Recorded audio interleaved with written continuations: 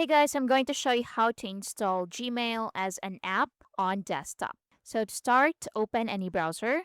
Then from here, search for Gmail. Then click on the first one that appears. So once you open Gmail, what you can do is to click the three dots at the top right. Then from here, scroll down and look for Cast, Save, and Share. Then from the options, tap on Install Page as App. Click on that. You can rename Gmail and click on Install.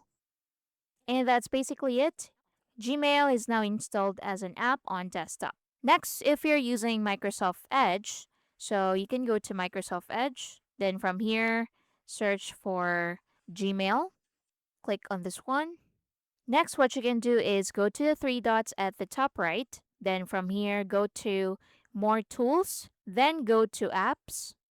Then click Install this site as an app. So once you click that, so here you can rename Gmail and click on Install to install the app. And that's it. And that's basically it. So sign into your Gmail account and use it as usual. If you want to uninstall this, you can go to settings. So go to start menu and go to settings. Then from here, go to apps and go to installed apps. Then search for Gmail.